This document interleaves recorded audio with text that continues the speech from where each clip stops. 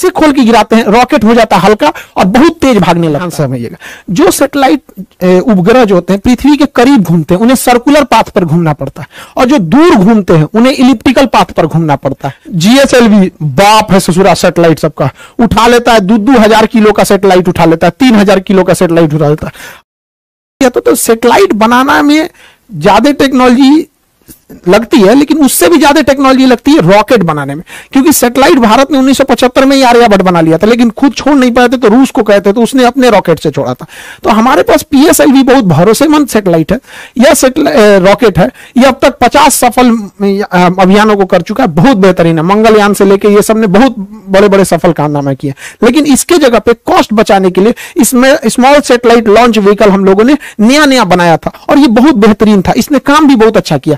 इसके देखेंगे तो इसके 4 स्टेजेस हैं, मेनली 3 स्टेज है। सबसे बड़ा स्टेज जो है पहला स्टेज है, इसके बारे में पहले समझते हैं। इसकी लंबाई 34 मीटर है, व्यास जो इसकी मोटाई है वो 2 मीटर है, 120 टन खुद इसका भार है, तो अपना भार है। लेके कितना जाएगा तो 500 केजी के सैटेलाइट को लेके चला जाएगा। आजकल 500 केजी में बहुत बेहतरीन सैटेलाइट बन जाएंगे।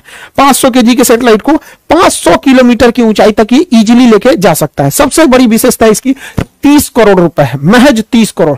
जबकि भारत अपना सैटेलाइट जब यूरोप वालों को देता है ना, तो यूरोप वाले उस सैटेलाइट को छोड़ने का 500 करोड़ रुपया फीस लेते हैं। सोच रहा तुम्हें 500 करोड़ रुपया तुम फीस ले रहा है, हम लोग का 30 करोड़ का रॉकेट आ गया यहाँ पर। और ये महज 3 स्टेज का है, और एक वेलोसिटी टर्मिनल मॉड्यूल है, यानी टोटल 4 स्टेज का है। सबसे बड़ा स्टेज जो है पहला स्टेज है, पहला स्टेज है सबसे बड़ा। तो ध्यान से समझते हैं इसके बारे में और डिटेल से।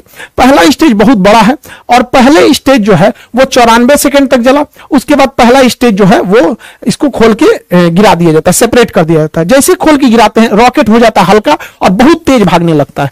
तो क्वेश्चन भी पूछता है कि जैसे जैसे रॉकेट अंतरिक्ष की ओर जाता है उसकी स्पीड क्या होती है, तो बढ़ते जाती है। रीजन 2 है, एक ये अपने कुछ स्टेजेस को नीचे सेपरेट करके गिरा देता है जिसकी वजह से हल्का हो जाता है। दूसरा, जितना पृथ्वी से दूर जाइएगा पृथ्वी के खींचने की अर्थात गुरुत्वाकर्षण शक्ति कम हो जाती है।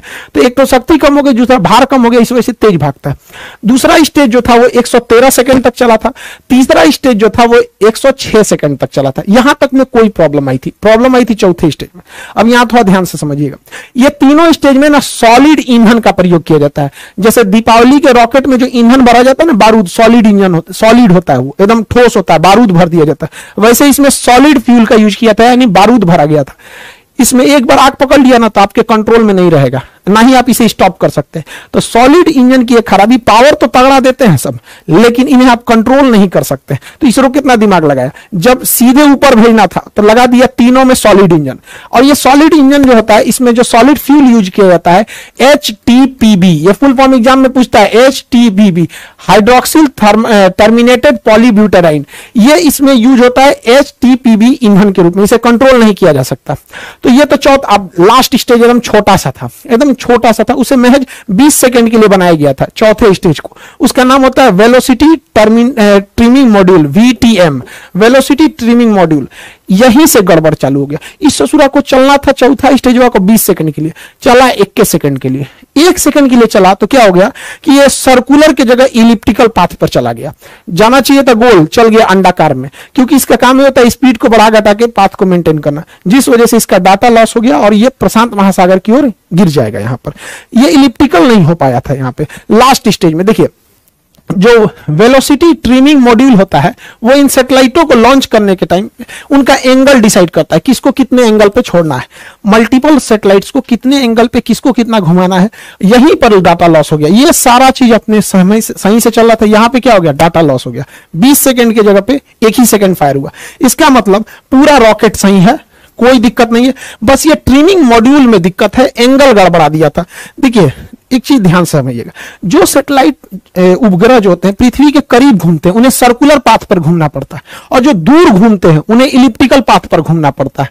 तो गलती से इसे जाना चाहिए था सर्कुलर पे, चल गया इलिप्टिकल पे, जिस वजह से ये क्या हो गया, गड़बड़ हो गया अपने ट्रिमिंग फेज में। इसलिए देखेंगे लास्ट फेज में बस ये 20 सेकंड के लिए यही बच गया था, जिस वजह से ये फेल कर गया था। हालांकि लेकिन कोई बात नहीं, हम लोग अगली बार फिर तैयार करेंगे। पहला लॉन्च जो था वो तो PSLV का भी फेल हो गया था, पहला लॉन्च जीएसएलवी का भी फेल हो गया था। सचिन तेंदुलकर भी अपने पहले मैच में कहा कोई अच्छा परफॉर्म कर पाए थे, लेकिन ऐसा तो नहीं है कि आगे नहीं किए थे, बेहतरीन काम किया था इस सैटेलाइट ने, बट लास्ट में थोड़ी सी सेंसर खराबी की वजह से यह गड़बड़ हो गया था ट्रिमिंग के समय में। हालांकि इस रॉकेट ने बहुत ही बेहतरीन ढंग से कार्बन लाइन को पार कर गया था।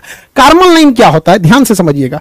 पृथ्वी से वह ऊंचाई जिसे आप अंतरिक्ष मानते हैं, उस ऊंचाई को ही हम कार्बन लाइन कहते हैं। कार्बन लाइन के नीचे अंतरिक्ष, कार्बन लाइन के नीचे वायुमंडल यानी पृथ्वी, और इसके ऊपर अंतरिक्ष हो जाता है। इसे वैज्ञानिक कार्बन ने दिया था, उन्होंने कहा था कि यह 100 किलोमीटर है, लेकिन अभी इसे अप्रोक्स 80 से 83 किलोमीटर माना जाता है।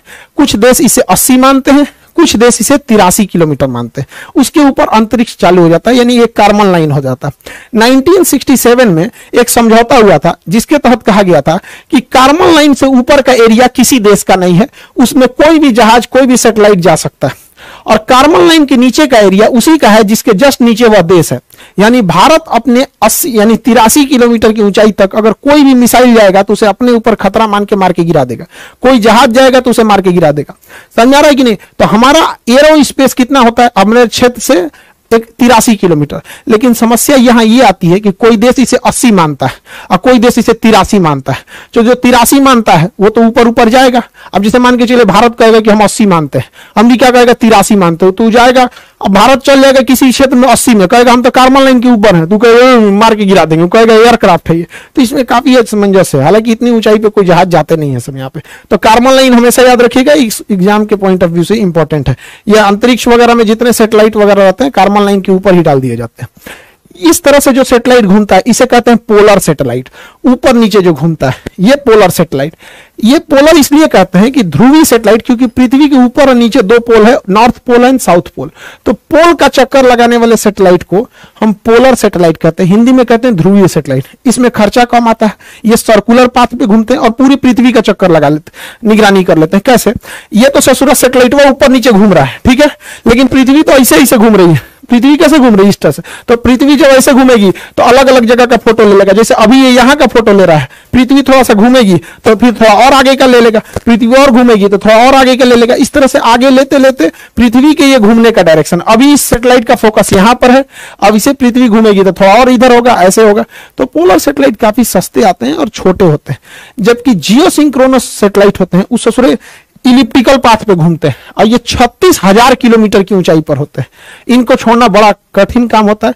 हम लोग इसको छोड़ने के लिए GSLV रॉकेट रखे हैं। तो हमारे पास हर तरह के रॉकेट है, ऐसा कोई बात नहीं है। देखिए हम लोग अभी जो बनाए हैं SSLV, small satellite launch vehicle, ये सस्ते रॉकेटों को छोड़ देगा। PSLV थोड़ा और तगड़ा भेजेगा। GSLV बाप है ससुरा सैटेलाइट सबका, उठा लेता है 2,000 किलो का सैटेलाइट उठा लेता है, 3,000 किलो का सैटेलाइट उठा लेता है।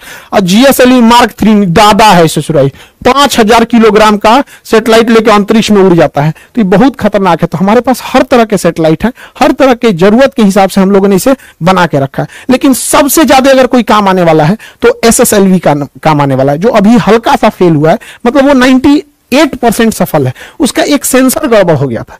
SSLV की हम इतनी चर्चा क्यों कर रहे हैं, समझिए ध्यान से। एक ससुरा ये 72 घंटा में रेडी हो जाता है, मतलब ये पार्ट बाय पार्ट बन के बना रहता है। इसे कसने के लिए केवल 72 घंटा चाहिए, 3 दिन में ये रेडी हो जाता है। और इसे केवल 6 आदमी मिलकर रेडी कर सकते हैं और हर हफ्ते इसे लॉन्च किया जा सकता है। हर हफ्ते फटाफट 3 दिन में लॉन्च होगा और समय देख के मौसम ठीक है कि नहीं, सब कुछ ठीक है, लॉन्च कर देंगे। फिर हर हफ्ते इसे लॉन्च किया जा सकता है। महज 30 करोड़ में आता है, 30 करोड़ में। जबकि अगर आप स्पेस एक्स से सैटेलाइट छोड़वाते हैं तो 100 करोड़ तो खुदे ले लेता है। यहां तो 30 करोड़ का पूरा रॉकेटवे है और खाली छोड़ने का 100 करोड़ ले लेता है। अब कोई देश वेट नहीं करेगा क्योंकि हर हफ्ते ये भेज सकता है। जबकि हमारे पास जो PSLV और GSLV है, इनकी खराबी समझिए। एक तो सबसे इनको रेडी करने में 3 महीना लग जाता है, और दूसरा ये सस्ते 30 करोड़ के नहीं 200 करोड़ के, और GSLV को तो रेडी करने में 4 महीना लग जाता है। यानी अगर किसी को सैटेलाइट से लॉन्च कराना है हमारे GSLV से तो 4 महीने की वेटिंग लिस्ट है। आपको किसी ट्रेन में 4 महीने का वेटिंग मिलेगा तब ट्रेनें छोड़ देंगे उसको। तो इसमें 3 महीना, इसमें 4 महीना, इस ससुरा इसका खुद का खर्चा 400 करोड़ है, तो ये तो पैसा भी लेता है ज्यादा। इसी वजह से आज के समय मॉडर्न टेक्नोलॉजी है। मॉडर्न टेक्नोलॉजी में हर चीज छोटा होते जा रहा है। पहले शादी ब्याह में कैमरा करने वाला इतना बड़ा कैमरा लेके आता था, अभी नॉर्मल कैमरा आ गया है। तो हर चीज अब छोटी होती जा रही है, हल्की होती जा रही है और काम पहले से 5 गुना कर रही है। इसलिए अब भारी भरकम रॉकेट की जरूरत नहीं है। अब हम लोग छोटे रॉकेट से भी काम चला लेंगे, अब इतना भारी भरकम रॉकेट की जरूरत नहीं है। तो हम लोगों का मेन फोकस है SSLV पे और ये पूरी दुनिया में राज करेगा। और इससे ज्यादा सबसे ज्यादा दिक्कत होगा किसको? तो SpaceX को, बहुत ज्यादा उसको सैटेलाइट छोड़ने की जरूरत है। तो हमारे यहाँ विदेशी ग्राहक बहुत आते हैं कि हमारा सैटेलाइट छोड़ दो क्योंकि आपका रॉकेट बहुत सस्ता है, हमें सस्ता पड़ता है। तो हम लोग के पास एक पहला लॉन्च पैड था केरल के थुम्बा में, उसका नाम था विक्रम साराभाई प्रक्षेपण केंद्र। तो ये विक्रम साराभाई था। हालांकि हम सबसे ज्यादा यूज करते थे आंध्र प्रदेश में सतीश धवन प्रक्षेपण केंद्र। तो सतीश धवन प्रक्षेपण केंद्र में हम लोगों ने 2 लॉन्च पैड बना रखे थे, 2 लॉन्च पैड बना रहे थे। इसी से GSLV को भी लाते थे। देखिए ब्लैक कलर का जो होता है वो GSLV होता है, रेड कलर का जो होता है वो PSLV होता है। तो इसी में एक में GSLV बना दिए, एक में PSLV। तो हमारे पास सतीश धवन प्रक्षेपण केंद्र में एक और था। अभी हम लोग एक चेन्नई में और बना रहे हैं। चेन्नई में अभी इस पे प्लान चल रही है, जैसे हो जाएगा हम आपको बताएंगे। नीचे बनाया जा रहा है। तो हमारे पास टोटल अब 3 लॉन्च पैड होने वाले हैं, 2 तो पहले से थे। अभी नीचे वाले की जरूरत क्यों पड़ी, इसको हम लोग अभी समझेंगे। लोग ध्यान से समझिए। पोलर सैटेलाइट जो होते हैं वो ऊपर से नीचे चक्कर लगाते हैं पोल पे, तो इन्हें छोड़ा भी जाता है उसी डायरेक्शन में। हम लोग के लिए समस्या समझिए, हम लोग आंध्र प्रदेश के श्रीहरिकोटा से जब छोड़ते हैं तो बीच में दूसरा श्रीलंका चलाता है, तो बीच में श्रीलंका आ जाता है। इसलिए हमें पहले रॉकेट को ऐसे मनूवर करा के घुमाना पड़ता है और तब जाके इसको छोड़ते हैं हम लोग ऐसे, नहीं तो श्रीलंका के ऊपर गिर जाएगा, दिक्कत हो जाएगा। तो जब आप किसी से मनूवर कराइएगा, उसको थोड़ा घुमाइएगा, तो ज्यादा ईंधन खाएगा, ज्यादा खतरा बना रहेगा घूमने के दौरान ठीक से घुमा कि नहीं घुमा। इसलिए भारत ने सोचा कि इसका झमेले खत्म कर देते हैं। जो हमें जियो स्टेशनरी सैटेलाइट छोड़ना है, जो पृथ्वी का इससे चक्कर लगाते हैं 36,000, उसको तो सीरियल यहीं से छोड़ेंगे, सतीश धवन प्रक्षेपण केंद्र यानी श्रीहरिकोटा से छोड़ेंगे। और जो पोलर छोड़ना है वो कहां से छोड़ देगा? नीचे से, क्योंकि जब नीचे यहां से छोड़िएगा तो श्रीलंका को ऐसे क्रॉस करा के फिर जाना पड़ता है। और यहां से छोड़ेगा कोई नहीं है नीचे, नीचे में कोई नहीं है। देखिए ध्यान से, नीचे से छोड़ेगा तो समुद्र में कोई नहीं है। इस वजह से हम लोग तमिलनाडु में एक तीसरा प्रक्षेपण केंद्र भी हम लोग स्थापित करने जा रहे हैं। हम लोग के इसरो का इतिहास बहुत मतलब दुखदाई रहा है। हम लोग के पास इतने कम पैसे थे जब इसरो की स्थापना हुई थी कि साइकिल से हम लोग लेके जाते थे लोग रॉकेट को, यहाँ पे साइकिल से, देखिए पार्ट बाई पार्ट करके, यहाँ पे बैलगाड़ी से हम लोग ये सैटेलाइट को लेके आए थे लोग, और नारियल के पेड़ से बांध के साउंडिंग रॉकेट को छोड़ा गया था। लेकिन ऐसा नहीं है, हम लोगों ने बहुत बहुत चीजों को देखा है। और ये जो लड़कियों ने जिस सैटेलाइट को बनाया, उन बच्चियों से कहते हैं कि आप अपना कभी भी मनोबल छोटा मत कीजिएगा। हमारा उस सैटेलाइट से संपर्क टूटा है, कसम से कहते हैं हमारा संकल्प नहीं टूटा है, हमारा संकल्प आज भी जिंदा है। हम यहां से उठ के खड़े हुए हैं। इसरो जो आज इतने बड़े बड़े जो सैटेलाइट देख रहे हैं ना यहाँ पे, ये हम लोग वही हैं जो साइकिल पे लेके घूमे थे। तो हमारा संपर्क टूट जाने से विरोधी हमारे पे हंसे नहीं, हम दृढ़ संकल्पित हैं लोग यहाँ पे। और भारत मां की वो बेटियां एक दिन दिखाएंगी जब अंतरिक्ष में राज होगा वहां पर, ये सैटेलाइट यहाँ पे। और दुश्मनों को सरदर्द के लिए जो लोग अभी PSLV से SSLV से डर रहे थे ना, सुनिए ध्यान से, GSLV तो बहुत पावरफुल है, ये है PSLV दुनिया का सबसे भरोसेमंद है। अभी SSLV सही हो ही गया, अभी NSLV भी बन रहा है, नैनो सैटेलाइट लॉन्च व्हीकल, यानी 1 किलो के सैटेलाइट को भी छोड़ देगा। Nano satellite launch vehicle 5 crore में, 5 करोड़ में। और इसकी सबसे ज्यादा जरूरत होती है टेस्ला को, SpaceX को, क्योंकि SpaceX अपना एक स्टारलिंक प्रोग्राम बना रहा है। इसको अंतरिक्ष में बहुत सारे हजारों सैटेलाइट इसको छोड़ना है अंतरिक्ष में, और नैनो सैटेलाइट इन्हें छोड़ने में लगभग 100 करोड़ का खर्चा आता है एक नैनो सैटेलाइट में। हम लोग का सैटेलाइट हुए 5 करोड़ में, 2 को छोड़ देंगे एक के बार में, होलसेल में काम हो जाएगा। तो हम लोग अभी एक और बना रहे हैं NSLV, nano satellite launch vehicle. इन्हीं सबको मद्देनजर रखते हुए भारत जो है अपने 3 लॉन्च पैड बना रहा है, ताकि उसे 3 लॉन्च पैड की जरूरत भी है। तो हम लोग इस चीज को समझे यहाँ पर, ये बहुत भारी भरकम। एक चीज और गौर किए होंगे, जब सैटेलाइट छोड़ते हैं तो इसमें से ये कुछ कुछ टुकड़े गिरते हैं। एक्चुअली ये टुकड़े नहीं होते हैं, इन्हें इंसुलेटर कहा जाता है, इंसुलेटर पैड। जब सैटेलाइट खड़ा रहता है ना, तो इसके अंदर जो लिक्विड भरा रहता है ईंधन, वो बहुत ठंडे टेम्परेचर पर रखना चाहिए। तो धूप लगेगा, एक दिन पहले ही टांग के रख देता है तो ठंडा, इसका सारी गर्मी निकल जाएगी, ठंडाहट खत्म हो जाएगी। इसलिए इसके बाहर में इंसुलेटर का पैड चिपका देता है। जहां जहां लिक्विड इंजन होता है वहां वहां इंसुलेटर का पैड लगा देता है। और जब ये सैटेलाइट ऊपर उठती है तो घर्षण से यही बाहर गिरने लगता है। आई होप आप PSLV, GSLV, SSLV, NSLV समझे होंगे।